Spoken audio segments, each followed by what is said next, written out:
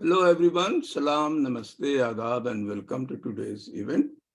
आज जो है दानिश इकबाल साहब का दिन है, तो यही एंकर हैं, यही कुछ कहने वाले हैं जो कुछ कबीर के ऊपर है। Kabir the myth and the mystery, Kabir सूफियाना एक फसाना। और आप इवन पोस्टर को भी देख सकते हैं कि जितनी सादगी से ये बना है, तो काफी सूफियाना पोस्टर भी है। और इनके साथ जो है हमारे लुत्फ ग्रुप जो दिल्ली का है, उनके आर्टिस्ट हैं एज यूजुअल, अजय मनकोटिया साहब, नीलाक्षी राय, चित्रा कुमार, के Mehta ji, Neelam Kohre ji and doctor JS Batra. So over to you Danish साहब। जी जी जी, नमस्कार, आदाब।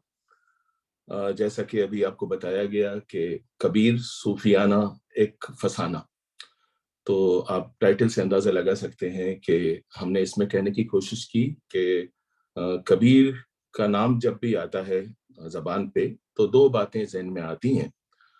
एक तो उनका जो सूफियाना प्याम है, और सूफियाना के साथ साथ फसाना भी आता है, क्योंकि जिस जमाने में कबीर थे तो उस जमाने में उनका जो कलाम था, उनकी जो शायरी थी, दोहे थे, वो बहुत एक्यूरेटली उस जमाने में नोट नहीं किए गए। जो बातें थी वो भी नोट नहीं की गई। और जैसे जैसे वक्त गुजरता गया तो लोगों को एहसास हुआ कि उनका कहा हुआ कितना अहम है, और वो कितने बड़े शायर थे, और कितने बड़े इंसान थे, और कितने बड़े संत थे। जैसे नजीर के साथ हुआ, ऐसे ही कबीर के साथ हुआ कि लगभग 100 साल के बाद उनका अप्रिसिएशन शुरू हुआ, और नतीजे में हम तक जो भी पहुंचता है उसमें चाइनीज विस्पर का काफी असर हो सकता है, और होना भी चाहिए।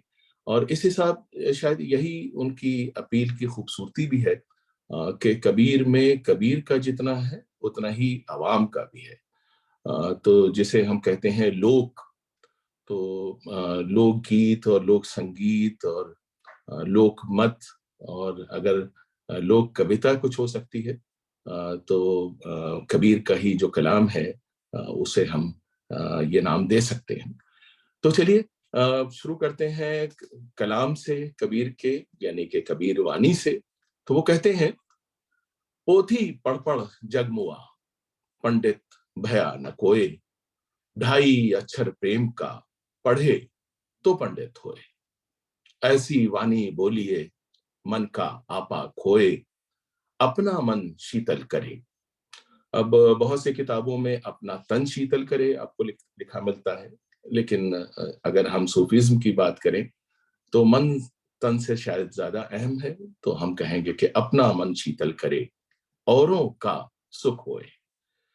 कबीर माला काट की कहे, समझाए तोए, मन न फेरे आप ना, काहे फेरे मोहे। अब देखिए, ये बहुत ही खूबसूरत बात है कि जो कि इससे पहले की शायरी में आसानी से नहीं मिलती है, कि माला उनसे बात करती है, माला को पर्सनिफाई किया जा रहा है। तो ये बात की शायरी में बहुत ज्यादा इसका इस्तेमाल हुआ, और आखिर में जो वो बात कहते हैं उसी से आज हम अपनी बात शुरू करने वाले हैं, कि जब तू आया जगत में, लोग हंसे तू रोए, ऐसी करनी न करी, पीछे हंसे सब कोए। और इसमें जो फलसफा है कि हद हद जाए हर कोई, हद हद जाए हर कोई, अनहद जाए न कोई, हद अनहद के बीच में पड़ा कबीरा सोए। अब दिस इज एब्सोल्यूट फिलॉसफी। हद हद जाए हर कोई, अनहद जाए न कोई। अब देखिए, हद जो है ये अरबी का लफ्ज है, और अनहद जिस तरह से उन्होंने हिंदी को मिला के एक तरकीब बनाई है, तो बात की जबान में इसका बहुत ज्यादा असर हमको मिलता है। और ये जो प्रीफिक्स का सिस्टम है और सफिक्स का सिस्टम है, ये सारी चीजें जिस तरह से उन्होंने मिक्सिंग की है, ये मैं समझता हूँ कि अमीर खुसरो से भी बहुत ज्यादा खूबसूरत है, क्योंकि उस जमाने में जो मिक्सिंग थी हम उसे रेख्ता कहते हैं, यानी कि एक एक मिसरा जो है फारसी का था और एक मिसरा हिंदी का होता था। लेकिन कबीर ने जो किया ये एब्सोल्युटली वंडरफुल है।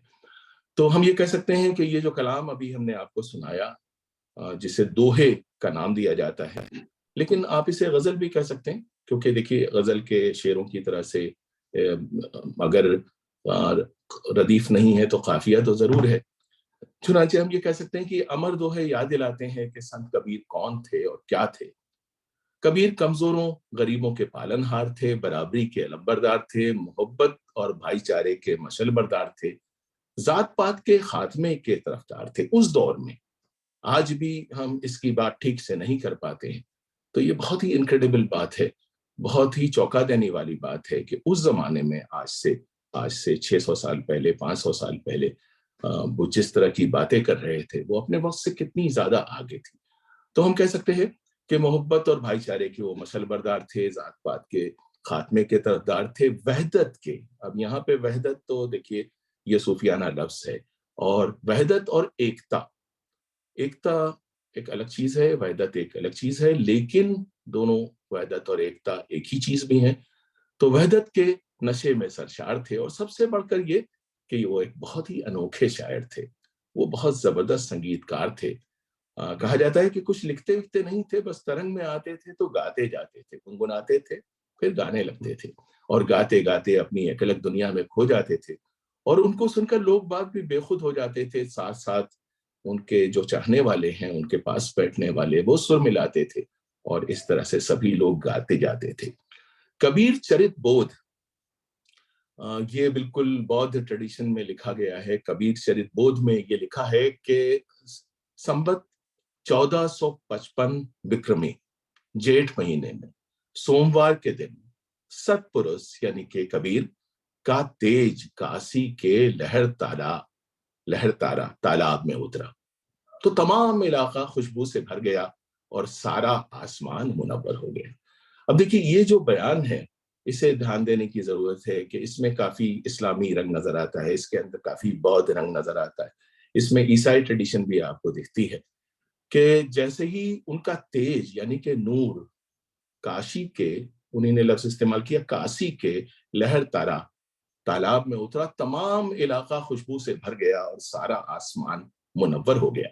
हालांकि आसमान उस समय बादलों से घिरा था और चारसू अंधेरा छाया था, पर जब वो नूर तालाब में उतरा, सारा तालाब जगमग जगमग करने लगा, सारा बनारस रोशन हो गया, पत्ता पत्ता बूटा बूटा चमक उठा। वो खुशबू वहां से उड़ी और चरहार जाने फैल गई, और वो रोशनी तालाब में ठहर गई, तमाम समतें जगमगाहट से भर गईं। कबीर पंथियों की रवायत में कबीर का किस्सा कुछ यूं सुनाया जाता है कि उसमें कभी ईसा मसीह की पैदाइश का रंग आ जाता है, कभी हवा की पैदाइश का इस्लामी मंजर दिख जाता है। तो कहा यूं जाता है कि नूरुद्दीन उर्फ नीरू एक सीधे साधे जुलाहे थे, काशी में अपनी बीवी नईमा के साथ रहते थे, औलाद की दौलत से महरूम थे। न जाने कब से ये तमन्ना दिल में बसाए थे कि कभी उनके गुलशन में भी कोई गुल खिलेगा, कभी उनका आंगन भी महकेगा। और वो बारिश का मौसम था, रात का वक्त था, जब दोनों मियाँ बीवी का लहर तारा इलाके से गुजरना हुआ।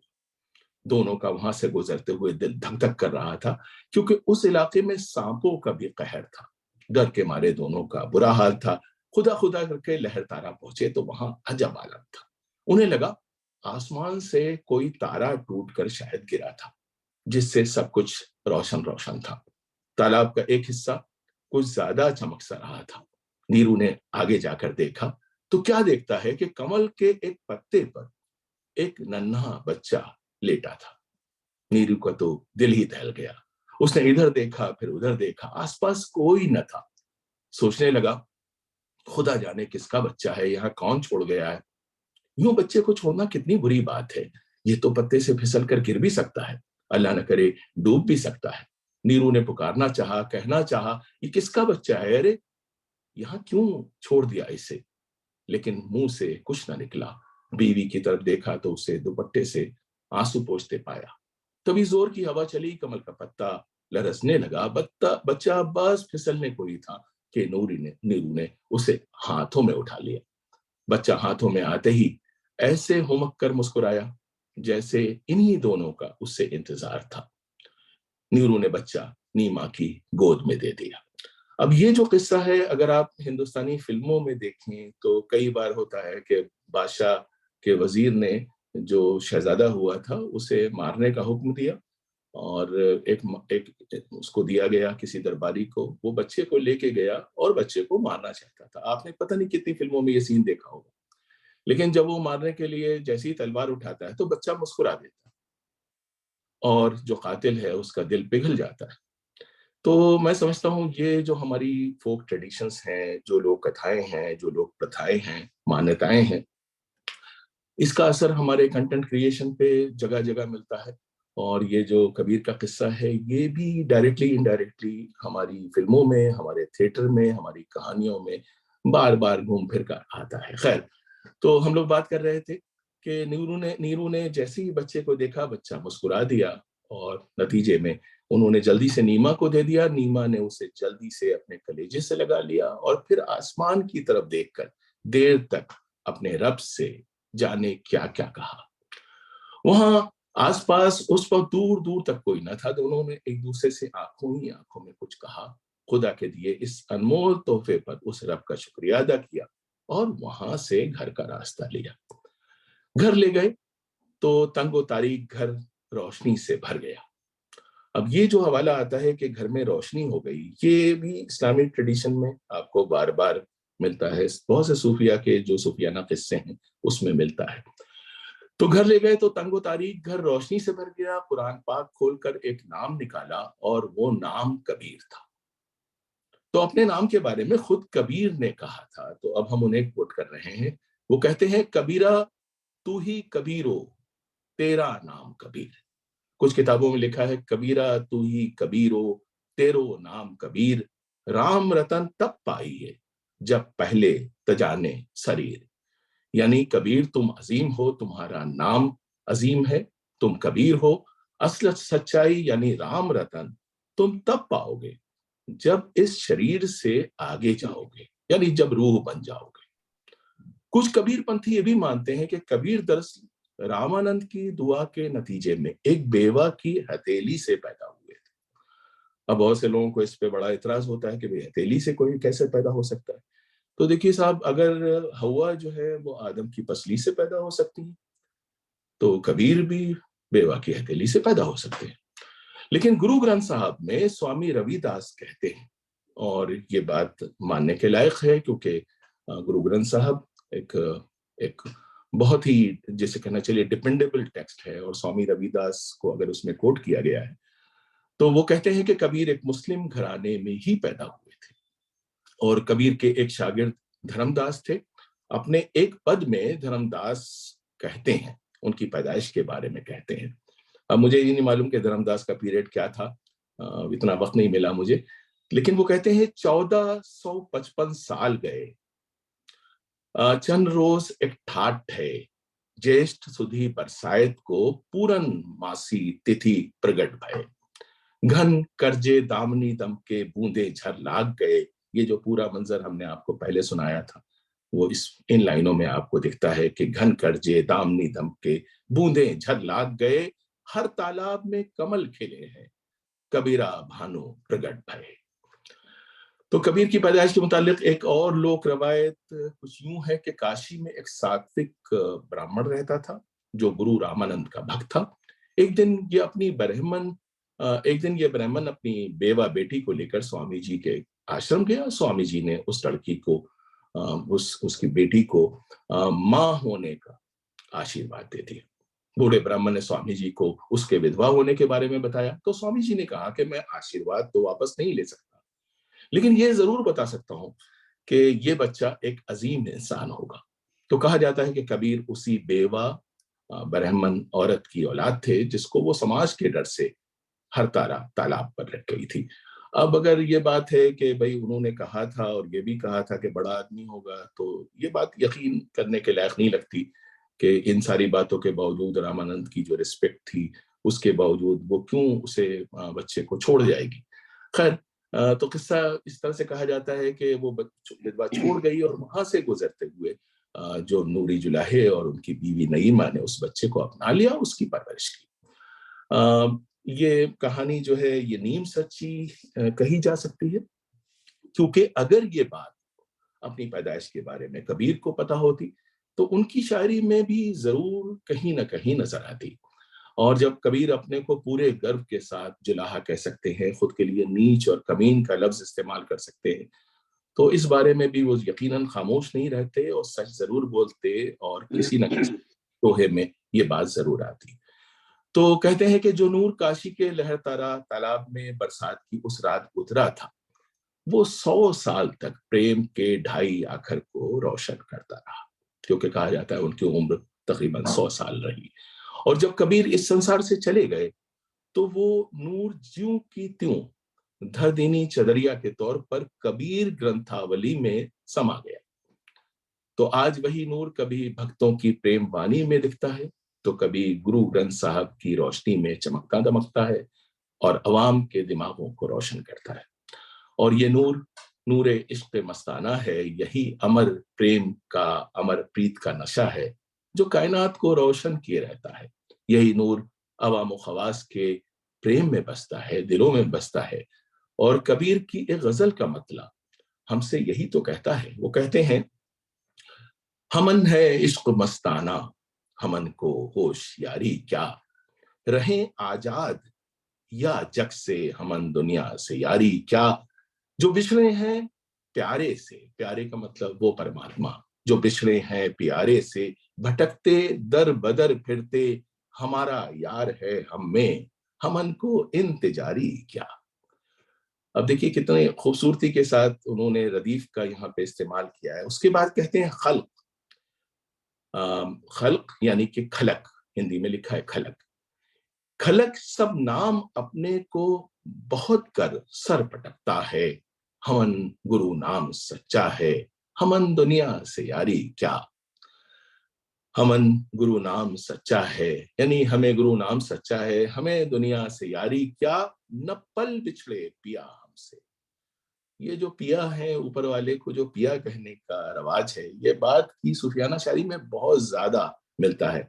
यहाँ तक के जो साबिर साहब है, मखदूम साहब, उनको साबिर पिया कहा जाता है। तो पिया का मतलब प्यारे, और जो हमारे गुरु हैं वो भी पिया है, और जो खुदा है, परमात्मा है, वो भी पिया है। तो कहते हैं, न पल बिछड़े पिया हमसे, न हम बिछड़े प्यारे से, उन्हीं से नेह लागी है, हमन को बेकरारी क्या। कबीरा इश्क का माता, दुई को दूर कर दिल से। अब ये जो दुई पे बार बार जो एम्फेसिस है, ये बहुत इस्लामी है, बिकॉज तौहीद का जो फलसफा है उसमें दुई को बहुत नापसंद किया जाता है। तो कबीरा इश्क का माता, दुई को दूर कर दिल से, जो चलना राह नाजुक है, नाजुक है, नाजुक है, जो चलना राह नाजुक है, हमन सर बोझ भारी क्या। तो देखिए कितनी खूबसूरत गजल और कितनी खूबसूरत अदीफ और काफिये के साथ हमको उनके कलाम में मिलती है। उसके आगे मिलता है कि कबीर ने जुलाहों की जिस बस्ती में होश संभाला, उस बस्ती में पढ़ने लिखने का रवाज नहीं था। बाप कपड़ा बुनना जानता था, ताने बाने का वही हुनर उसने कबीर को सिखा दिया। कबीर ने एक होनहार होनहार जुलाहे के तौर पर काम शुरू किया। रोज कपड़ा बनाना, रोज बाजार में बेच आना उनका दस्तूर था। जो थोड़ा बहुत मिल जाता था उसी से काम चलता था। तो उन्हीं का एक दोहा उनके मन की बात और उस दौर की बात हमसे कुछ यूं कहता है। कहते हैं, साईं इतना दीजिए जामे कुटुंब समाए, मैं भी भूखा ना रहूं, साधु न भूखा जाए। अब ये उनके बाद की जो जिंदगी है उसमें बहुत ज्यादा मिलता है कि जो भी मेहमान आ जाए भटकता हुआ, जो साधु ही एक जगह से दूसरी जगह जाते थे, तो वो कभी भूखा ना जाए, उसकी मेहमान नवाजी जरूर की जाए। तो कबीर ने कपड़ा बनाया और बेचा और जिंदगी के ताने बाने को भी देखा और परखा। जुलाहे की जिंदगी गुजारना उस दौर में एक मुश्किल काम था, आज दौर में भी ये बहुत मुश्किल है। और ये मुश्किल काम उस बस्ती का हर इंसान रोज करता था, क्योंकि कोई कोई और रास्ता ना था। ये जो कास्ट का बंधन था, तो और कोई काम अवेलेबल नहीं था उनके लिए। न तालीम का दरवाजा खुला था, न मजहब और निजात का रास्ता उनके लिए मौजूद था। तो कबीर धीरे धीरे अपने आप को निजी तौर पर बेहतर बनाते गए, मेहनत मजदूरी को एक फन के मकाम पर लाते गए आमतौर से कहते हैं कि वो लट्ठा बनाते थे और एक दिन उन्होंने बहुत नर्म बेनौलों को नरमी के साथ अलग किया और बहुत नफीस सूत काटा और उस मुलायम सूत से एक नर्म मुलायम कपड़ा बनाया और ये कपड़ा मलमल था। ये कपड़ा उन्होंने नगर सेठ को तोहफे में दे दिया। नगर सेठ ने जैसे ही कपड़े को छुआ तो वो तो हजार जान से फिदा हो गया, कबीर के पीछे पड़ गया और ऐसे ही कपड़े की खुशामद करने लगा। नए कपड़े का चर्चा राजों महाराजों तक जा पहुंचा और हर कोई मलमल पहनना चाहता था। और कहते हैं कि यूं कबीर का काम चल निकला। कबीर ने अब बहुत से कारीगरों को मदद के लिए रख लिया। माली तंगी से छुटकारा मिला तो बहुत से पुराने फलसफियाना दार्शनिक सवालों ने आ घेरा कि हमारे समाज में जो जैसा है वो क्यों है। कबीर दिन रात परेशान हाल दलित लोगों के बारे में सोचते रहते थे और बीच बीच में वो सच की तलाश में घर से भी निकल पड़ते थे। कबीर साधु संतों से मिलते थे, जोगियों के पास जाते थे, सूफियों की संगत में बैठते थे, पंडितों मौलवियों के प्रवचन सुनते थे और उनसे बहस करते थे। सूफी कहते थे हर शय में उसी रब का ज़हूर है, उसी निरंकार का नूर है। कबीर पूछते तो फिर सब बराबर क्यों नहीं है अगर सबके अंदर उसी का नूर है। मंदिरों और गुरुकुलों में उन दिनों अद्वैतवाद की चर्चा चल रही थी, यानी कि हर आत्मा परमात्मा का ही भाग थी। कबीर पूछते अगर ये सच है तो कुछ जातों की क्यों दुर्गत थी, कोई जात क्यों ऊंची थी, कोई क्यों खोटी थी, कोई क्यों नीची तस्वर की जाती थी। तो आपकी तरह से हमारी तरह से कबीर ने पाया कि धर्म कर्म की सब बातें किताबी थीं जो समाज तक नहीं पहुंच सकी थी, पोथियों में कैद थी। कबीर ने दोनों धर्मों की किताबी बातों को अवाम तक पहुंचाने की एक नई राह निकाली और ये राह संगीत की राह थी, ये राह शायरी की राह थी, ये राह प्रेम की राह थी और ये राह प्यार की राह थी, ये राह ढोंग के खिलाफ थी और ये राह अवाम के दिल के पास थी। और सबसे बढ़कर ये कि उनकी राह और उस राह की बात अवाम की आसान जबान में थी, इसलिए उनकी सोच अपने आप फैलती गई। सीना बसीना उनकी शायरी मुल्क के हर हिस्से तक पहुंच गई। अवाम की बड़ी तादाद उनके दोहों को मिलकर गाती थी। कबीर की नई सोच ने एक नए धारे की शक्ल इख्तियार कर ली। सदियां गुजर चुकी हैं लेकिन कबीर की बानी अभी भी वैसी ही मनमोहनी है, वैसी ही नई नवेली है। तो आइए आइए चित्रा कुमार की मदद से याद करते हैं उसी मनमोहनी कबीर बानी को।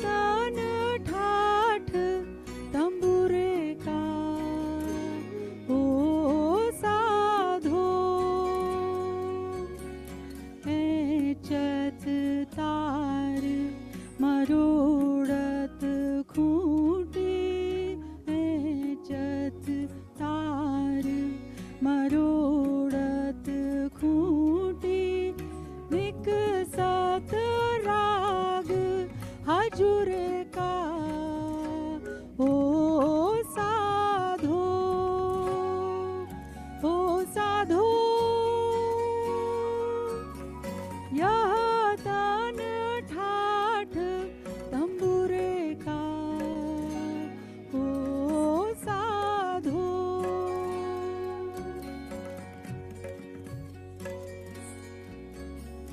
कहे कबीरा सुनो भाई साधो, सुनो भाई साधो। कहे कबीरा सुनो भाई साधो। अगम पंथ एक सुरे का,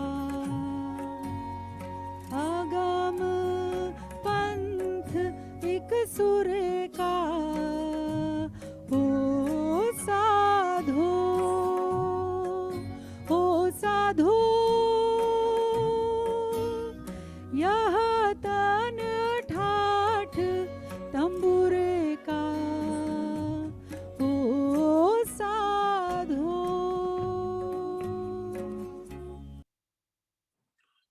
जी बहुत शुक्रिया, बहुत ही खूबसूरत भजन आपने बहुत ही खूबसूरत अंदाज से पेश किया। तो हम लोग बात कर रहे थे कि कबीर पढ़ना लिखना नहीं जानते थे, उन्होंने कागज कलम को कभी हाथ नहीं लगाया और उन्होंने लिखा कि मैं कहता आंखन देखी और तू कहता कागज लेखी। लेकिन ये भी सच है कि उनसे बड़ा अवामी शायर न कोई था और न शायद कभी कोई होगा, क्योंकि उन्होंने जिंदगी की किताब को पढ़ा था। और कबीर का शहर बनारस चूंकि इल्म और हुनर का मरकज था, रूहानियत और धर्म करम का गहवारा था, सो कबीर को हर मजहब के साधु संतों, आलिमों, दरवेशों, सूफियों से मिलने जुलने का बहुत अच्छा मौका मिला। और मुसलमान घर में परवरिश से उन्हें इस्लाम का इल्म पहले से था, लेकिन हिंदू धर्म का इरफान शायद उन्हें अपने उस्ताद न बन पाने वाले उस्ताद यानी रामानंद से मिला। रामानंद का चेला बनने का किस्सा आपने जरूर सुना होगा क्योंकि काफी दिलचस्प है। कहा जाता है कि गुरु रामानंद काशी में रहते थे और उनके बहुत सारे शागिर्द भी रहते थे और वो मानते थे कि भक्ति के दरवाजे सबके लिए खुले हैं। ये अहम बात है क्योंकि आमतौर से ऐसा नहीं कहा जाता है। और वो ये भी कहते थे कि दलित लोग भी धर्म ग्रंथ और गीता पढ़ने से मुक्ति पा सकते हैं। कहा जाता है कि कबीर भी ये बात सुनकर एनकरेज हुए और उनको अपना गुरु बनाना चाहते थे, इसलिए कबीर रामानंद के पास गए। लेकिन उन्होंने कहा कि वो एक मुसलमान को शागिर्द नहीं बना सकते। अब कबीर कोई मामूली इंसान तो थे नहीं, वो धुन के पक्के थे। कबीर अगली सुबह मुंह अंधेरे उन सीढ़ियों पर जाकर लेट गए जहां से गुजर कर रामानंद रोज गंगा स्नान के लिए जाते थे। और जब सुबह सुबह रामानंद नहाने के लिए जा रहे थे तो उनके पैर कबीर को छू गए।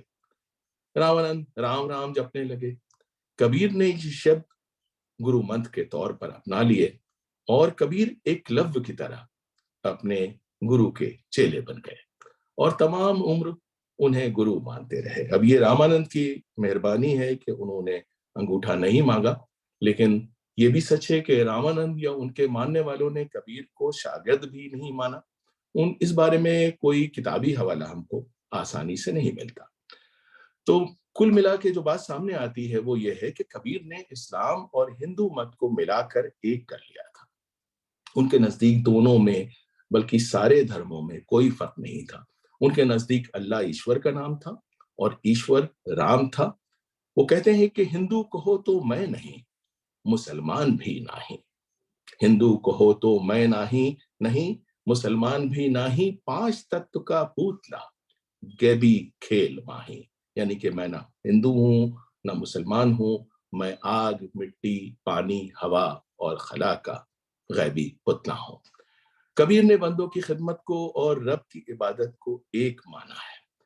तो ये जो आजकल जो नया फलसफा है कि हमें अब सोशल कनेक्ट होना चाहिए, CSR और ये जो सारी बातें आज कही जाती हैं कि आप बहुत बड़े आदमी होंगे लेकिन अगर आवाम से आपका ताल्लुक नहीं है, अगर समाज के गरीब तबके से आपका ताल्लुक नहीं है तो आप कुछ नहीं कर रहे। तो ये कबीर उस जमाने में कर रहे थे। उनकी भक्ति का मामला भी सबसे जुदागाना है। उनका कहना है कि सरगुण की सेवा करो, निर्गुण का करो ध्यान, निर्गुण सरगुण के परे, तू ही हमारा ध्यान। और कबीर के लिए प्रेम ही सब कुछ है। वो कहते हैं कि मोहब्बत बाग में नहीं उगती, ये बाजार में नहीं बिकती। राजा प्रजा जिसे इसकी जरूरत है, अपना सर दे कर ले जाए। यानी आप देखिए उनका दोहा, प्रेम न बाड़ी उपजे, बाड़ी गुलाब बाड़ी यानी कि गुलाब का बाग या बगीचा, प्रेम न बाड़ी उपजे, प्रेम न हाट बिकाए, राजा प्रजा चेह रचे, शीस दिए ले जाए। कबीर कपड़ा बुनते रहते थे और अपने दोहे भी कहते रहते थे। वो हिंदू मुसलमानों को करीब लाना चाहते थे, आपसी दूरियां मिटा देना चाहते थे। और अच्छी बात यह है कि हिंदू मुसलमान दोनों उन्हें पसंद करते थे। इसका मतलब कि उस जमाने के हालात इतने बुरे नहीं थे। वो जिस रास्ते से गुजरते थे, लोग उनके साथ हो जाते थे। उनमें बच्चे जवान बूढ़े सब होते थे, और उनकी जबान से जो बात निकलती थी, उनके चेले याद कर लेते थे। वो भी बहुत ज्यादा पढ़ना लिखना नहीं जानते थे। मैंने पहले अर्ज किया कि लिखने का जो है काम वो बहुत बाद में किया गया। तो उस जमाने में जबानी याद कर लेते थे। और एक बार जब वो अपने घर से चले, तो उनके पीछे बहुत से लोग हो लिए। ये एक वाकया किताबों में मिलता है कि चलते चलते कबीर एक दूसरे गांव पहुंच गए, और साथ में वो लोग भी पहुंच गए जो उनके साथ चल रहे थे। दूसरे गांव के लोग उन्हें देखकर बहुत खुश हो गए, सबकी सेवा शुश्रूषा में लग गए। गांव वाले जल्दी से कुछ खाने का सामान लाए, और गांव की रीत के अनुसार सबके सामने मकई की रोटी और गुड़ के टुकड़े रखे गए। कबीर ने खुश होकर गुड़ का एक छोटा सा टुकड़ा अपने मुंह में डाल लिया और पानी पीने लगे। कबीर के साथ आए सारे चेले रोटी और गुड़ खाकर बहुत खुश हुए। गांव वालों ने कहा, हमको कुछ नसीहत कीजिए। कबीर सबको गंगा किनारे ले गए और नदी की तेज लहरें दिखाकर कहने लगे कि देखो, ये तो दरिया है, समंदर तुमने नहीं देखा है। समंदर इससे बहुत बड़ा होता है। समंदर कभी नहीं ठहरता है, दिन रात ठाठे मारता रहता है। और इंसान का मन भी ऐसा ही होता है। इंसान का दिमाग समंदर से ज्यादा बेचैन बेकरार होता है। जब समंदर का ज्वार उतर जाता है, जब समंदर शांत हो जाता है, पीछे हट जाता है, तभी सब लोग कीमती मोती पत्थर मूंगे चुनने लगते हैं। ऐसे ही जब हमारा चित्त शांत हो जाता है, जब सोच विचार का ज्वार भाटा ठहर जाता है, तभी हमें सच का दीदार हो पाता है। उन्होंने इस बात को एक दोहे से समझाया। जैती लहर समुद्र की, जैती लहर समुद्र की, तैती मन की दौर, सहजे मूगा निपजे, जो मन आवे ठौर। यानी समंदर की अनगिनत लहरें होती हैं, इसी तरह दिमाग की भी मौजें होती हैं। जब समंदर की मौजें ठहर जाती हैं तो इंसान को मोती मिलते हैं। इसी तरह दिमाग की मौजों पर काबू पा लिया जाए तो हमें बहुत कुछ मिल सकता है। ये बातें समझाकर बाबा कबीर अगले गांव की तरफ बढ़ गए। वो इसी तरह से सफर किया करते थे, एक गांव से दूसरे गांव जाते थे और इसी तरह से अपना पैगाम जगह जगह पहुंचाते थे। और लोग देर तक उनके जाने के बाद उनकी कही बात दोहराते थे, उनके गाने गाते थे, उनका कलाम यानी अपने अपने अंदाज से गाते रहते थे। तो आइए आइए अपने जाने माने पहचाने म्यूजिक स्कॉलर जनाब अजय मनकोटिया की आवाज में सुनते हैं वही भजन कि अपने कर्म की गति।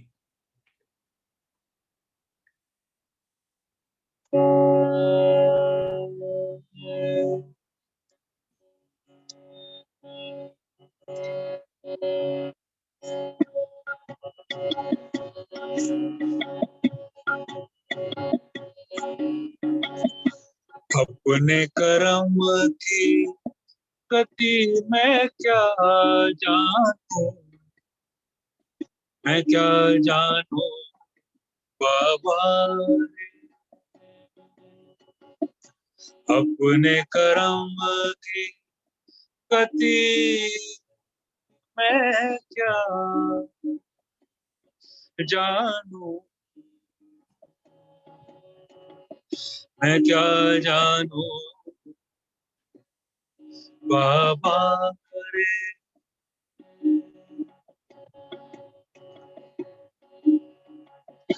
नर मरे किछु काम न आवे, पशु मरे तस काज सवारे।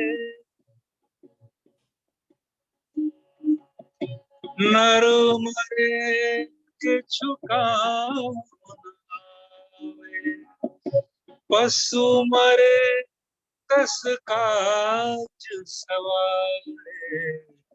अपने कर्म की गति में क्या जानू, मैं क्या जानू बाबा रे, मैं क्या जानू बाबा रे।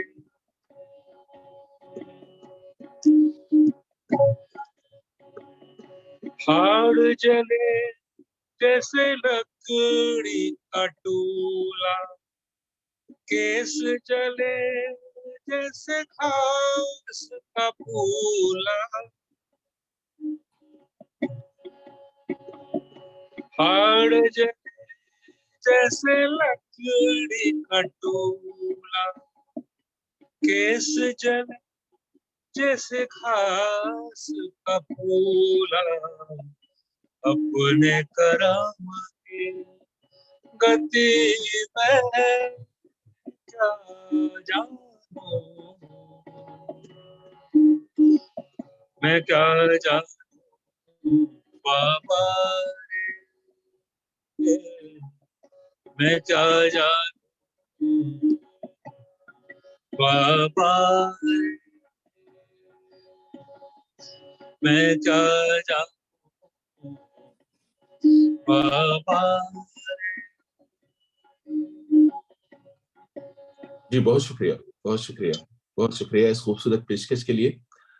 तो हम लोग बात कर रहे थे कि वो एक गांव से दूसरे गांव जाते रहते थे, चलते रहते थे। एक बार चलते चलते एक जंगल जा पहुंचे और कहा जाता है कि वहां उन्होंने देखा कि एक साधु महाराज आंखें बंद किए तन्हा बैठे थे और राम राम हरि हरि के नाम की माला जपे जा रहे थे। करीब पहुंचे तो अंदाजा हुआ कि महाराज तो दुनिया से बेखबर अपनी तपस्या में गुम है। कबीर के मन में एक नहीं दो दो दोहे आ गए जो वो पहले बहुत से ऐसे ही महात्माओं को, साधुओं को सुना चुके थे। वो दोहे कुछ यूं थे कि माला फेर जुग भया, फेरा न मन का फेर, माला का मन का छोड़ के, मन का फेर। एक और दोहा, माला कहे है काट की, माला कहे है काट की, तू क्यों फेरे मोए, मन का फेर दे, तुरंत मिला दो तोए। तो कबीर जो है साधु के पास गए और कहने लगे कि ये आप क्या कर रहे हैं, आबादी से इतनी दूर इस घने जंगल में भगवान को याद कर रहे हैं। दुनिया से कटकर आप भगवान को तलाश करने तन्हा इस जंगल में पड़े हैं, न खाते हैं और न कुछ पीते हैं, जिस्म सूख रहा है, राम राम हरि हरि कहते कहते सोट आपके होंठ सूख गए हैं, शरीर सूख गया है। समझ रहा हूं कि आप भगवान को ढूंढ रहे हैं और जाने कब से खुद को तकलीफ में डालकर मालिक को तलाश कर रहे हैं। आप साधु महाराज, आप यकीनन अच्छे और सच्चे इंसान हैं, लेकिन यह भी सच है कि इतने दिनों की इबादत और तपस्या के बाद भी आपको अब तक शायद भगवान नहीं मिले। आप इतने कमजोर हो चुके हैं। साधु को कबीर की बातें अच्छी नहीं लग रही थी, लेकिन कबीर अपनी बात कहे जा रहे थे। वो कह रहे थे कि महाराज इस तरह भगवान नहीं मिलेंगे। खुद को तबाह करके, बर्बाद करके, दुनिया से अलग करके, भगवान के दिए इस खूबसूरत जिस्म को दुख और तकलीफ पहुंचा के भगवान हरगिज नहीं मिलते। तो साधु बोला, बरसों बरसों से मैं यहां तपस्या कर रहा हूं, भगवान को पाने की कोशिश कर रहा हूं। तुम कौन हो और क्या चाहते हो? कबीर ने कहा, महाराज मैं कबीर हूं, जंगल में आपको इस हाल में देखा, मुझे बड़ा तरस आया, क्योंकि आप सच्चे इंसान जरूर हैं, लेकिन ये नहीं जानते हैं कि भगवान किस तरह मिलता है। साधु को बुरा लगा। साधु बोला, तुम तो इस तरह कह रहे हो जैसे तुमने भगवान को पा लिया हो। तुम भगवान को पाना क्या मजाक समझते हो? कबीर ने कहा, महाराज आप हरि हरि राम राम का जाप लोगों के दरमियान में रहकर भी कर सकते हैं। यूं अपनी जिम्मेदारियों से भागना कहाँ की अक्लमंदी है। आपके आपके बाल बच्चे भी तो होंगे। साधु ने कहा, हाँ, तो इससे क्या है? उन्होंने कहा, क्या आपको अपने बाल बच्चों में भगवान नहीं मिले? राम तो वहां भी मिल सकते थे। बच्चों के भोलेपन में राम ही तो बसते थे। उनकी मुस्कुराहटों में क्या भगवान नहीं दिखते थे? क्या उनकी प्यारी आवाजों में कृष्ण बांसुरी नहीं बजाते थे? साधु महाराज हैरत से कबीर की बातें सुने जा रहे थे। कबीर आगे बोले कि राम हरि कृष्ण सब आपके घर में रहते हैं, आपके टोले में मौजूद हैं, आपकी बस्ती में बसते हैं। मेहनत मजदूरी करने वालों को कभी देखिए, उनमें उनमें भगवान न होते तो वो इतना भारी बोझ उठा सकते थे, इतनी मुश्किल जिंदगी गुजार सकते थे, इतनी निर्धनता बर्दाश्त कर सकते थे। सबके अंदर जन जन के भीतर भगवान बसते हैं। आपके अंदर भी भगवान बैठे हैं। आप स्वयं को जान लेते, अपने आप को पहचान लेते, तो आपको भगवान मिल जाते। बिरजा पूछई बीच सून ब्रज के माने, जो सो ढूंढ जो सो ढूंढे ब्रह्म को, ब्रह्म जीव के पाने। यानी कि महाराज, दरख्त ने कहा, ए बीज देखो तुम मेरे अंदर कैसे बसे हो। इसी तरह वो रब सबके दिल में बसा है और इंसान है कि उसे यहां वहां ढूंढता रहता है। अपने अंदर देखो, ब्रह्म मिलेगा। वही भगवान है, वही अल्लाह है, वही राम है। और महाराज, आप भगवान की तलाश में जंगलों पहाड़ों पर मारे मारे फिर रहे हैं, लेकिन वो तो आप में ही बसे हैं। उसके बाद उन्होंने अपना अपना दोहा पढ़ा, जैसे तिल में तेल है, जूं चकमक में आग। अब देखिए कितनी खूबसूरत मिसालें उन्होंने दी हैं कि आप जब तिल लेते हैं तो आपको तेल नहीं दिखता, जब आप चकमाक पत्थर लेते हैं तो उसके अंदर आग नहीं दिखती। तो जैसे तिल में तेल है, जूं चकमक में आग, तेरा साईं तुझ में है, तू जाग सके तो जाग। तेरा साईं तुझ में, जो पैपन में बास, कस्तूरी का मृग जो फिर ढूंढे घास। तो भगवान हमारे अंदर ऐसे समाये हुए हैं जैसे फूल में खुशबू। लेकिन महाराज, आप कस्तूरी के हिरन की तरह घूम घूम कर घास में खुशबू ढूंढते हो। महाराज, हमारे अंदर एक नहीं दो फूल नहीं, पूरा गुलजार लहरा रहा है। अब ये जो मिसाल उन्होंने दी है, ये बाद के जो सूफिया हैं और उनसे पहले के जो भी सूफी लोग हैं, उनकी शायरी में बहुत ज्यादा मिलती है। आपको मीर की शायरी में आपको ये मिलता है, सिराज की शायरी में आपको मिलता है कि हमारे अंदर एक नहीं दो फूल नहीं, पूरा गुलजार लहरा रहा है। हमारा दिल हजार पंखड़ियों का कमल है। और ये देखिए, ये बिल्कुल जो सनातन ट्रेडिशन है और जो भक्ति का जो मतलब सिलसिला है, ये उसमें मिसाल दी जाती है। और खासतौर से जो बंगाल का मतलब जो सूफी परंपरा है यानी भक्ति परंपरा है, उसमें आप देखिए कि जब गुरुओं को या मतलब संतों को दिखाया भी जाता है तो एक कमल के ऊपर बैठा हुआ उनको दिखाया जाता है। तो कबीर कहते हैं कि हमारा दिल हजार पंखड़ियों वाला कमल है, उस पर इंसान बैठ जाए तो सारी कायनात का हुस्न देख सकता है और अपने मालिक को पा सकता है। तो वो कहते हैं, बागों में ना जा। बागों को हिंदी में उन्होंने लिखा है, बागो ना जा रे ना जा, बागो ना जा रे ना जा, तेरी काया में गुलजार, सहस कमल पर बैठकर तू देखे रूप पार। तो ये कहते हुए बाबा कबीर आगे बढ़ गए। अचानक उस कमजोर निढाल साधु को अपनी बीवी की सुध आई, बच्चों की याद आई। साधु जी रो पड़े, सोचने लगे, हम यहाँ क्या कर रहे थे?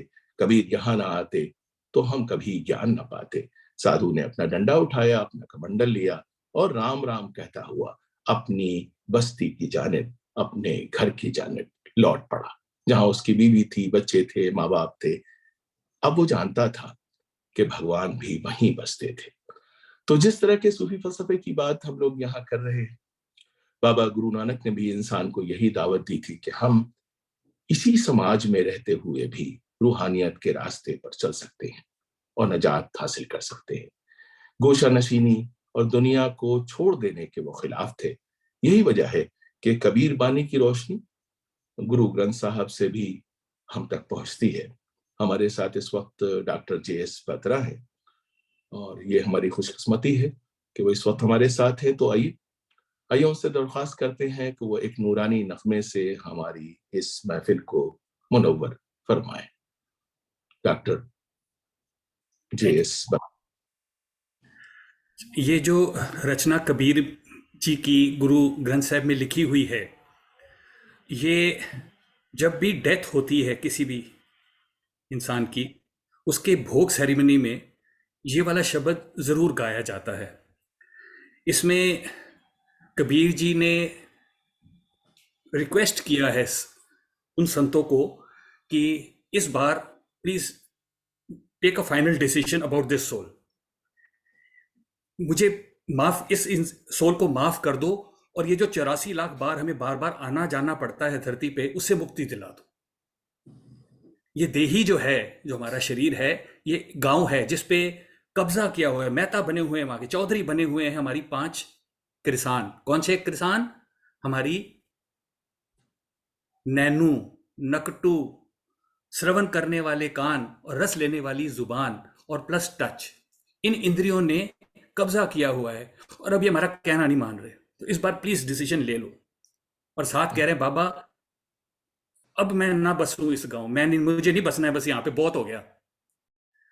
क्योंकि यहाँ पे जो चित्रगुप्त है, जो है भगवान का भेजा हुआ कायस्थ, वो घड़ी घड़ी का लेखा मांग रहा है। He is asking about every moment and he does not pardon anybody. So I am fed up. इस बार कुछ ना कुछ डिसीजन ले लो, मैं अर्ज कर रहा हूं।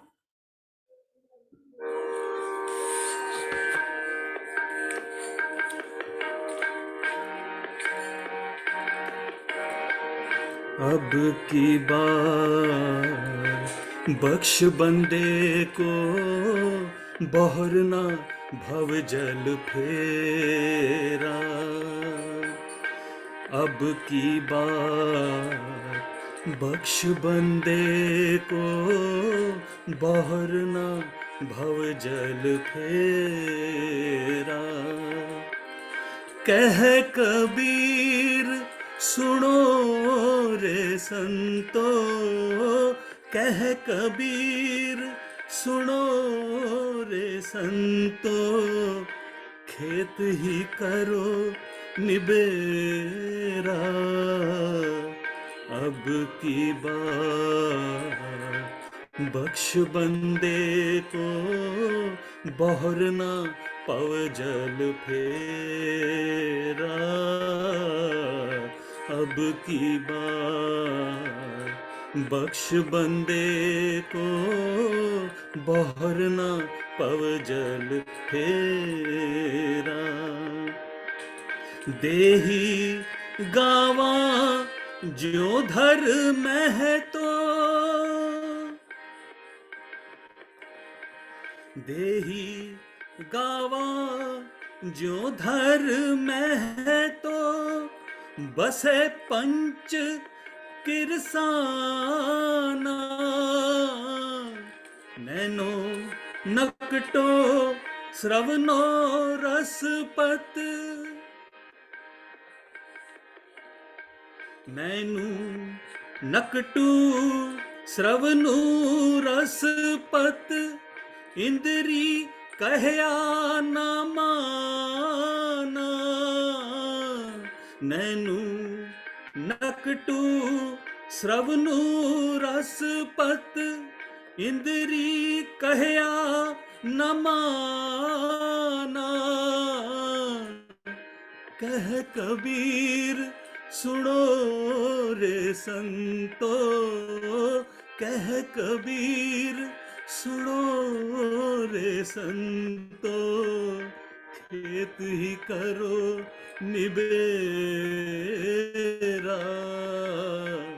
अब की बार बख्श बंदे को, बहरना पव जल फेरा।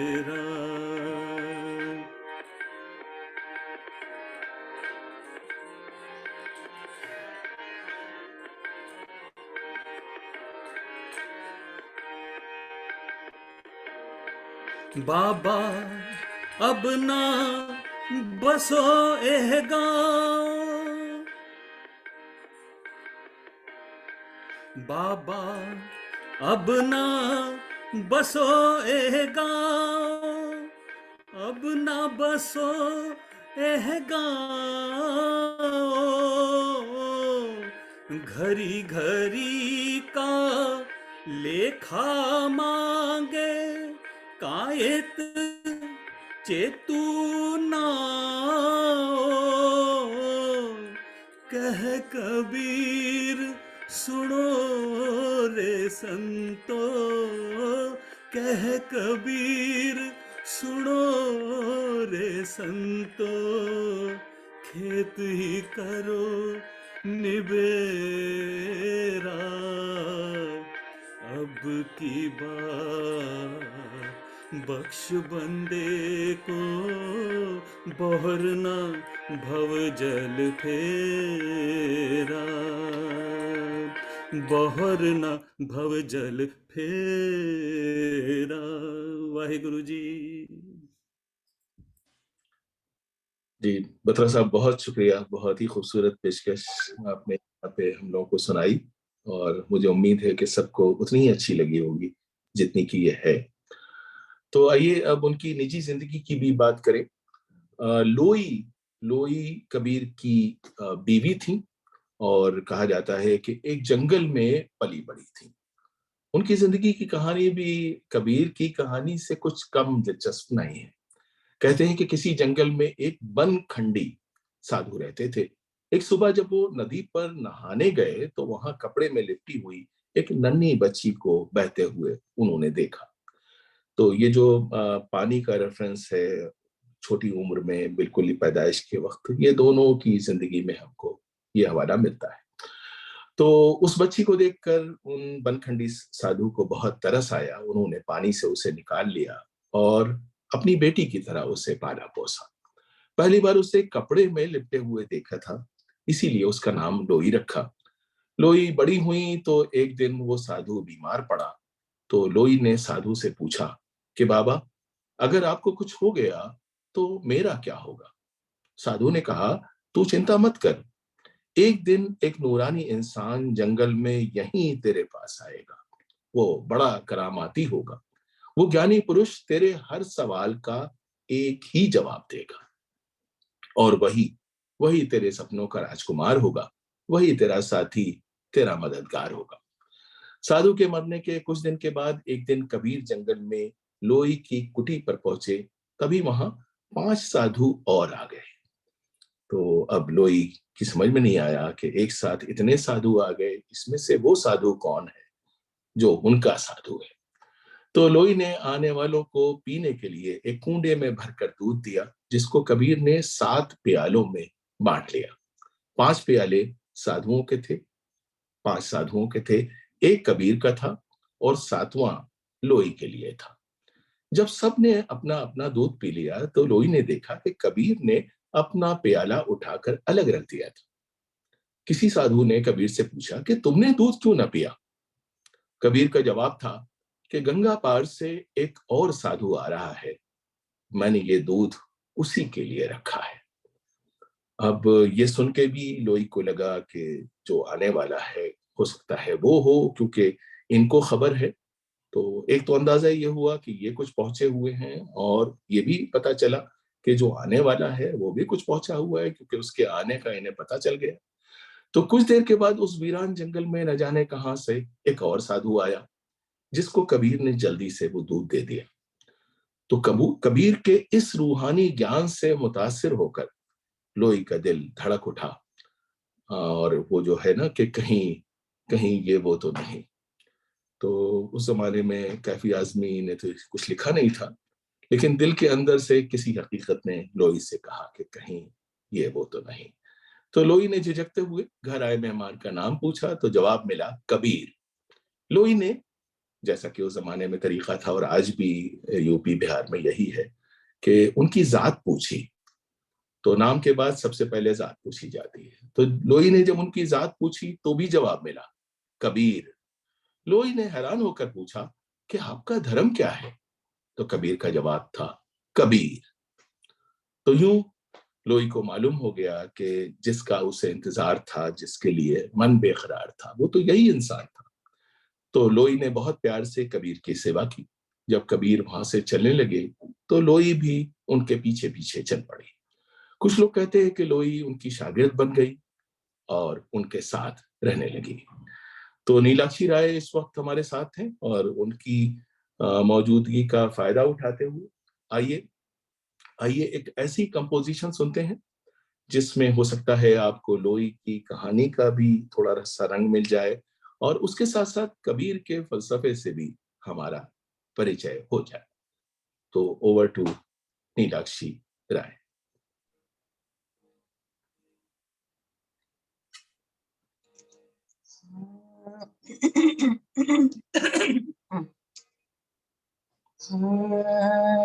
नहीं हरवा हम का न भावे, हम का न भावे, नहीं हरवा, हाँ नहीं हरवा, नहीं हरवा, हाँ नहीं हरवा, हम का न भावे, हम का न भावे, नहीं हरवा, हाँ नहीं हरवा, नहीं हरवा, हाँ।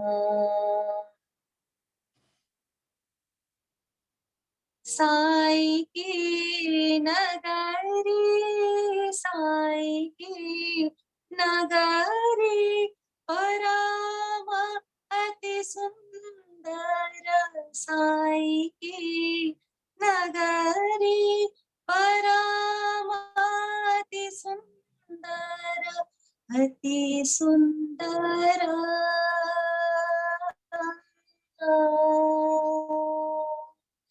जहाँ कोई जाए ना वे, हे जहाँ कोई जावे ना वे, चांद सूरज जहाँ, चांद सूरज जहाँ, पवन ना पानी, पवन ना पानी, वो संदेश पहुँचावे, हे को संदेश पहुँचावे, दर्द यहाँ साईं को सुनावे, नहीं हरवा, हाँ नहीं हरवा, नहीं हरवा, हाँ। बिन सतगुरु अपनो नाही कोई, अपनो नाही कोई, जो यह राह दिखावे, हे जो यह राह दिखावे, सुनत कबीर कहो भाई साधु, कहो भाई साधु,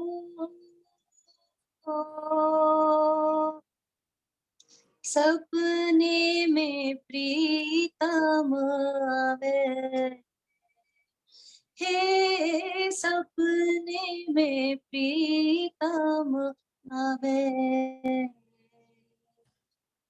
तपन यहाँ, तपन यहाँ, तपन यहाँ, जिया की बुझावे, नहीं हरवा, हाँ नहीं हरवा, नहीं हरवा, हाँ नहीं हरवा हम का न भवे, हम का न भवे नहीं हरवा, हाँ नहीं हरवा, नहीं हरवा, हाँ नहीं हरवा, नहीं हरवा, हाँ।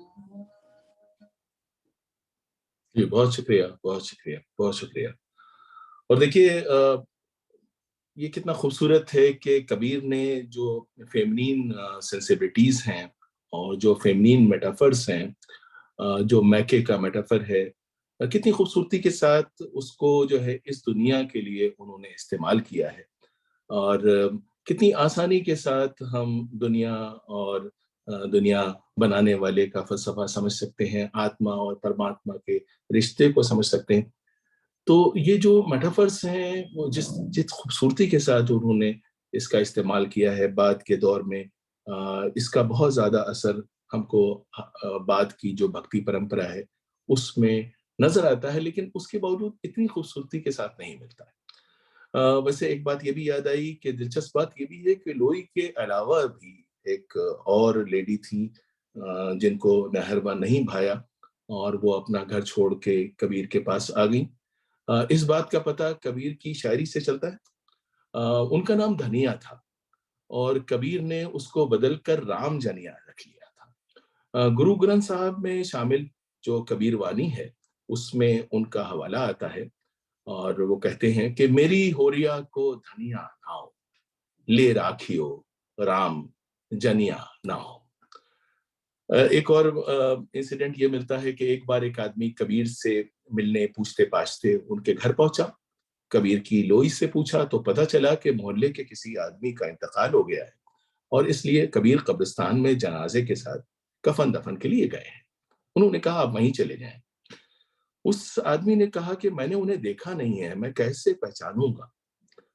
तो बीवी ने कहा कि वहां जिस शख्स के सर पे नूर का हाला होगा, हाला का मतलब हेलो हालो होगा, हेलो होगा, तो उनसे मिल लीजिएगा, एक ऑरा होगा उनके ऊपर, वही मेरा शौहर होगा।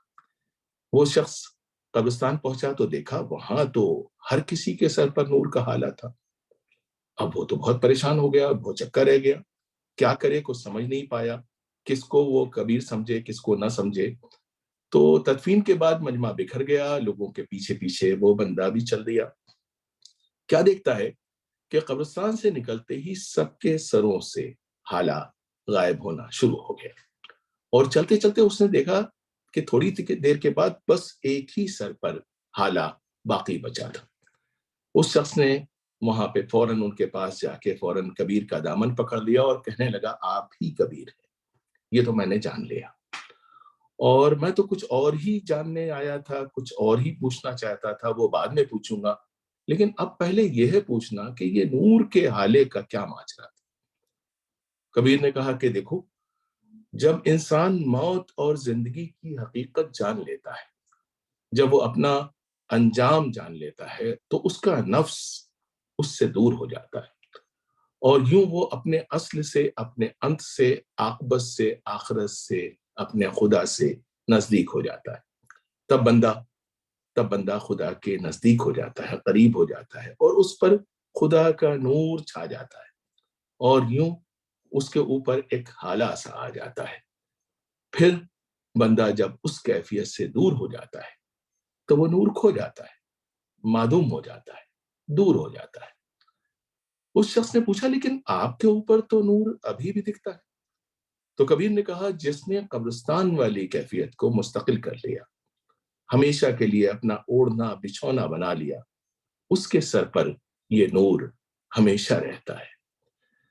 तो कहते हैं कि जैसे ही उस शख्स को इस इल्म का इरफान हुआ, इस बात का पता चला और उसने इस बात को गहराई के साथ महसूस किया तो नूर का एक हाला उसके सर पर भी फौरन आ गया।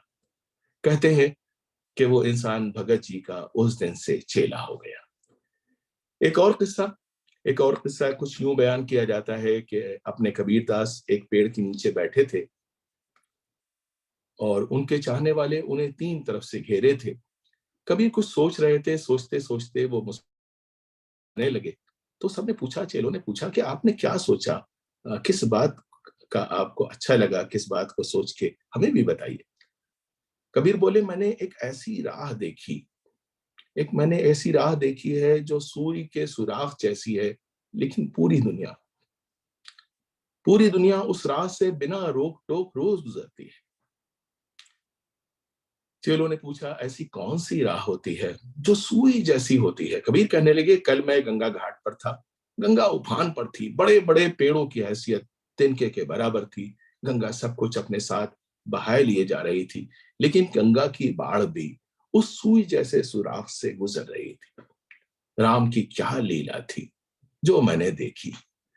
अब चेलों की हालत देखने लायक थी। उन्हें ये जानने की बहुत बेचैनी थी कि वो राह कौन सी राह थी। उन्होंने फिर पूछा। कबीर कहने लगे, भाइयों, ये राह इंसान की आंख की पुतली है, जो चौड़ाई में सुई जैसी है, लेकिन ये क्या क्या देखती है। सारी दुनिया रोज इसी राह से गुजरती है। लेकिन भाइयों, सच तो यह है कि जिस्म की आंख जो है, ये तो एक छोटी सी बात है। ये जिस्म की आंख है, लेकिन एक आंख दिल की भी होती है। एक आंख, वो आंख अगर खुली रहे, वो पुतली खुली रहे, तो इंसान सारी कायनात की सुंदरता देख सकता है, सारी कायनात का असल समझ सकता है। और हम अपने मालिक को देखने के लिए अपने दिल में जितना उतरेंगे, हमारी अंदर की आंख उतनी खुलती जाएगी और दिल की आंख उतनी ही ज्यादा रोशन और तेज होती जाएगी। तो अपने अंदर झांकिए, दिल का दरवाजा खोलिए, ज़हन के तहखाने में जाइए, अपने रब को दिल की गहराइयों में ढूंढिए और फिर देखिए कि दिल की आंख कितनी रोशन होती है और क्या कुछ दिखाती है। तो देखिए, ये जो शायराना बात है, बात की शायरी में हमको बार बार हमको मिलता है। ज़ौक़ कहते हैं, देख अल्लाह छोटों को है बड़ाई देता, आसमां आंख के दिल में है दिखाई देता। तो ये सारे लिंकेजेस हैं जो पुरानी शायरी को नई शायरी से जोड़ते हैं। लेकिन कबीर ने उससे आगे बढ़ के कुछ कहा। उन्होंने कहा कि हमारे रब की जो खुशबू है, वो नाभि के कमल में है। अब यहां से देखिए योग आ जाता है, क्योंकि ये जो ट्रेडिशन है, ये सूफी ट्रेडिशन नहीं है कि नाभि पे फोकस करना है। तो देखिए कितनी खूबसूरती के साथ उन्होंने सूफी ट्रेडिशन और जो संत परंपरा है, जो कि योग की परंपरा है, उसको पूरी कितनी खूबसूरती के साथ उन्होंने मिलाया है कि वो कहते हैं कि हमारे रब की खुशबू नाभि के कमल में है और हम हैं कि पागल हिरन की तरह जंगल में उस खुशबू की तलाश में दौड़ते रहते हैं, अपने अंदर नहीं उतरते, अपने अंदर नहीं देखते। तो यूं समझिए कि कबीर कहीं भी होते थे तो सवाली उन्हें घेर लेते थे और भांत भांत के इस तरह के सवाल करते थे। कबीर कहीं चले जाए, सवाली पीछे पीछे चले जाते थे। तो कबीर एक बार एक घने जंगल में घूम रहे थे और चरिंदो परिंद उनको देखकर मसरूर थे, झूम रहे थे। तभी एक सवाली वहां पे भी आ पहुंचे, जो कुछ पूछना चाहते थे। कबीर ने कुछ पूछना चाहते थे। कबीर ने कहा, पूछो बच्चा, क्या पूछना चाहते हो। उस आदमी ने कहा, मैं खुदा को तलाश करता था पर वो कहीं नहीं मिला, सोचा आपसे पूछूंगा। आपको तलाश करने गया तो लोगों ने इस जंगल में भेज दिया। मैंने जंगल नहीं देखा था और हमेशा से जंगल देखना चाहता था, लेकिन जंगल जाने से डरता था। सो कभी जंगल में नहीं आया। आज पहली बार आपका पीछा करते करते यहाँ आया और सोचा था कि इस बहाने जंगल देख लूं, लेकिन जंगल फिर भी ना देख पाया। कबीर ने कहा, लो भाई देख लो, ये जो भी है जंगल है।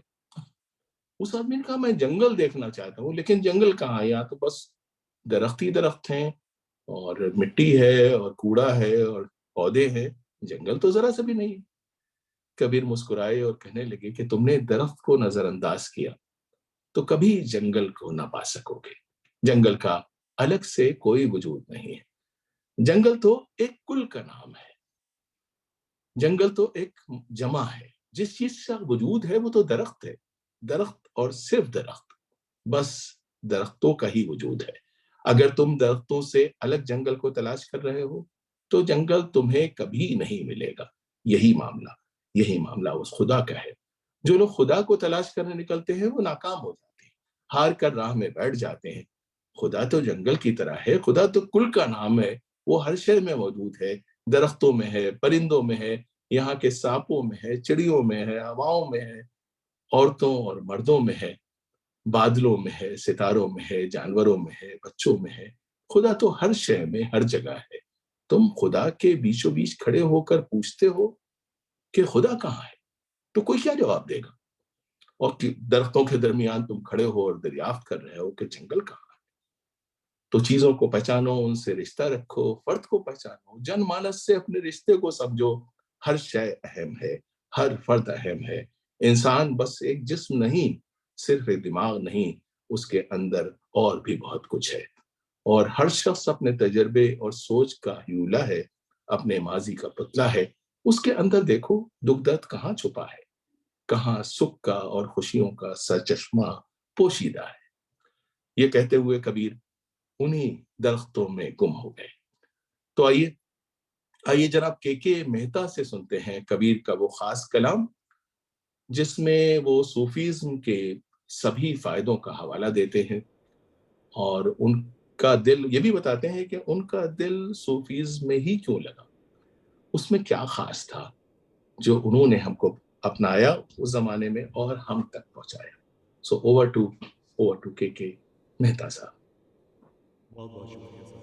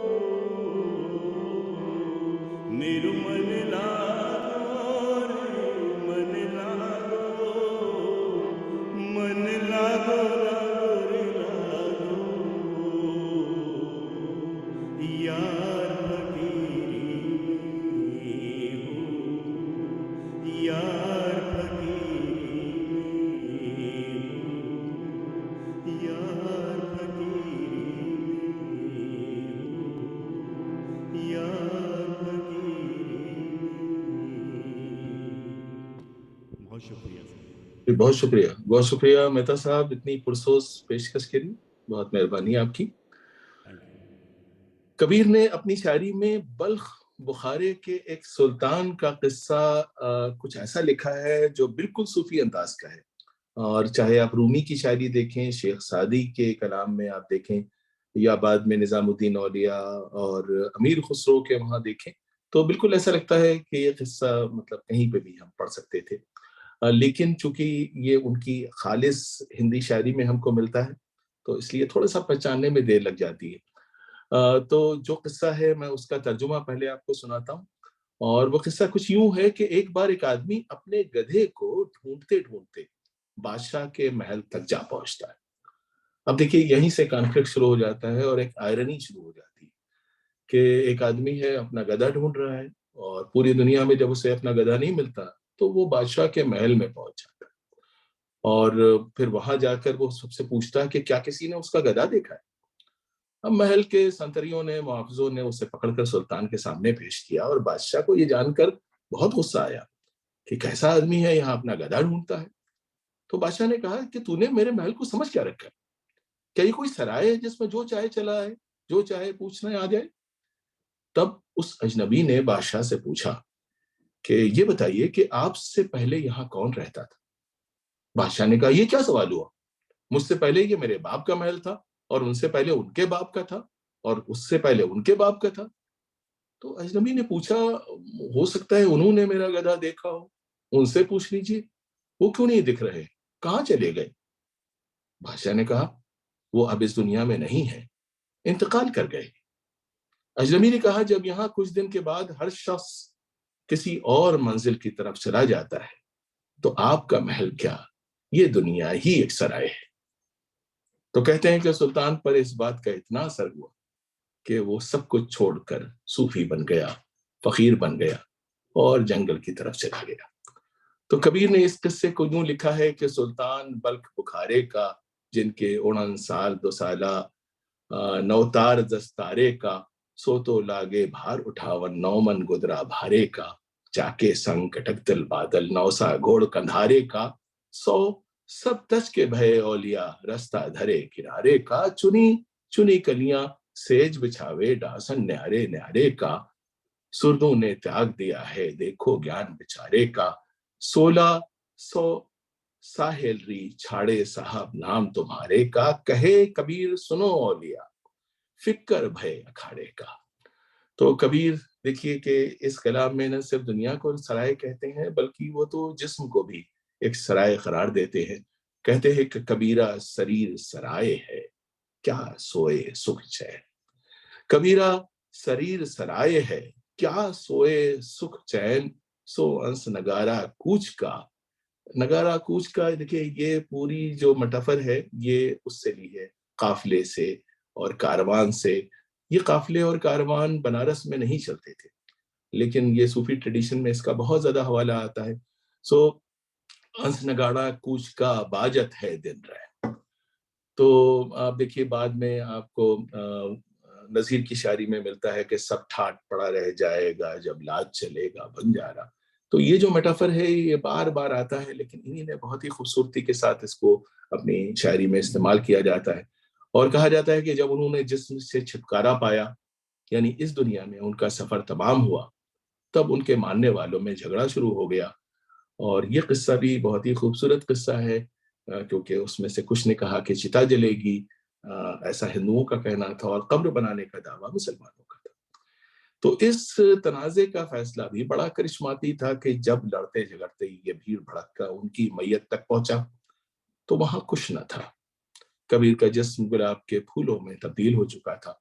ये देखकर उनके सभी शागिर्दों का, चेलों का, हिंदू मुसलमानों का होश ठिकाने आ गया और शर्मिंदा होकर उन्होंने सर झुका लिया।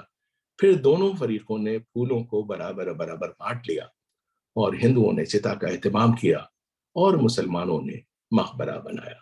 यह मकबरा आज भी मौजूद है। तो इसी हवाले की मुनासबत से आइए सुनते हैं कबीर की एक ऐसी कालजयी रचना जिसमें रूह की परवास का हवाला बहुत खूबसूरती से पेश किया गया है। और हमारे संगीतकारों और गुलकारों का ये कारनामा है कि उन्होंने अपनी गायकी के फन से उस फलसफे को बयान करने में सुरों की मदद से भी एक कमाल पैदा किया है। मोहतरमा नीलम कोहली इस वक्त हमारे साथ हैं। उनसे दरख्वास्त मैं करना चाहूंगा कि वो अगर उस कालजी रचना को यहाँ पे पेश करें तो ये एक बहुत ही खूबसूरत इख्तिताम होगा आज की इस महफिल। शुक्रिया।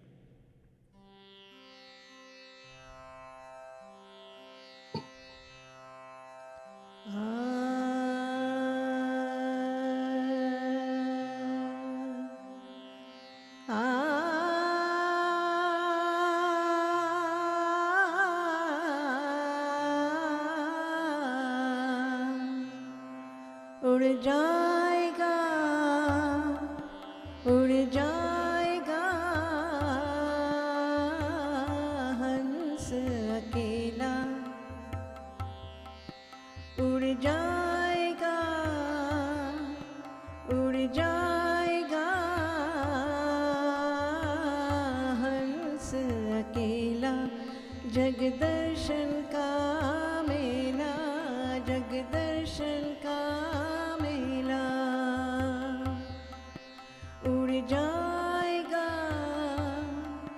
उड़ जाएगा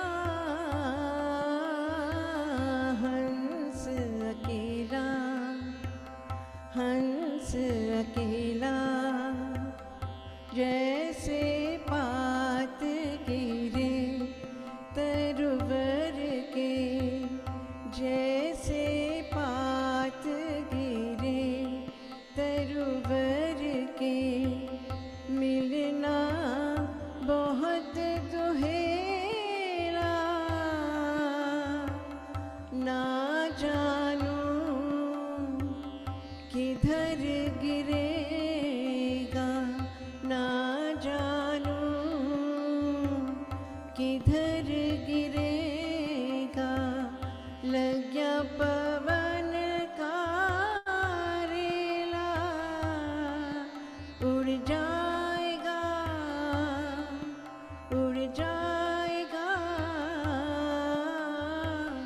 हंस अकेला।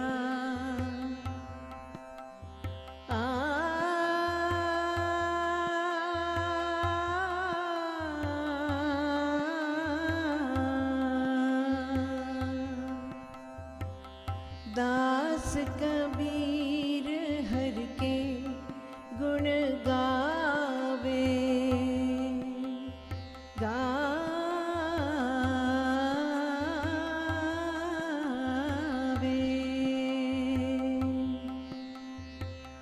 दास कबीर हर के गुण गावे। बाहर को पारन पावे, गुरु की करनी गुरु जाएगा। चेले की करनी चेला, उड़ जाएगा, उड़ जाएगा हंस अकेला, हंस अकेला, हंस अकेला।